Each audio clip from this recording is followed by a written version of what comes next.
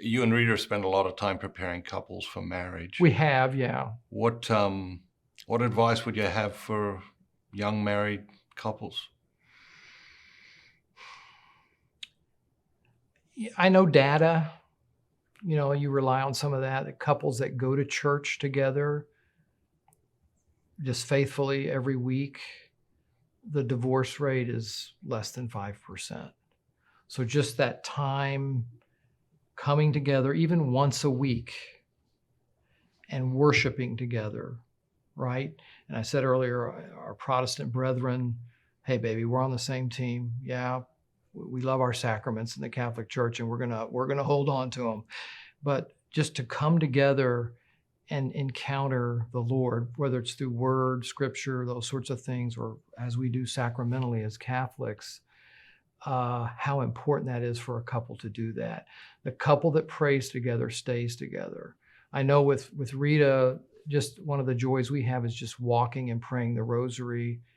And an aunt that taught her aunt, who's now 91, taught us, Hail Mary, full of grace, the Lord is with thee. Blessed art thou among women, and blessed is the fruit of thy womb, Jesus. Holy Mary, Mother of God, pray for, and we name a child, or we name a friend, or we name a couple. So we've prayed for 50 different things when we do the rosary.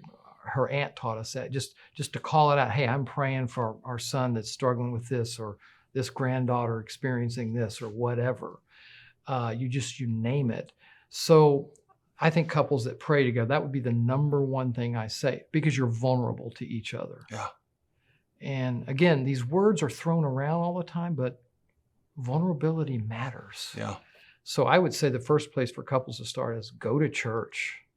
Go, just sit and listen. I mean, even being involved with Dynamic Catholic, from my perspective, God has something to say to you during that service, during that Mass, that you're not going to expect. Yeah. And invariably it happens. It absolutely happens. So that's what, the other thing I would say is and I just recommend this, there's a Dr. Eggerichs wrote Love and Respect. And if men and women can understand that the mind of a woman and the mind of a man are complementary, they're not meant to be oppositional. You're there to complement each other.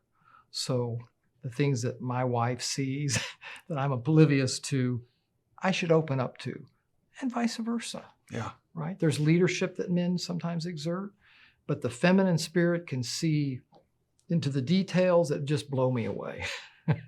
Actually, she sees things I don't want to see. Yeah. So I would tell couples to clue into that the complementarity. You complement each other. You're not against each other. Not easy. No. Not easy. What about the culture? You look at the culture today. There's so much going on. What is really going on? I don't know. What's the phrase? I don't know, and I don't know. I know. The culture today is confusing. It's contradictory. It's not always healthy, right? As Christians, we want what's best for the other. And sometimes that's going to take courage.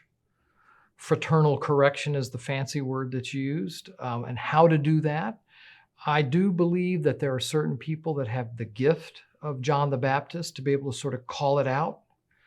I think there are others that you're not called to do that, nor should you do it. I think the very first thing is to see the good. Yeah.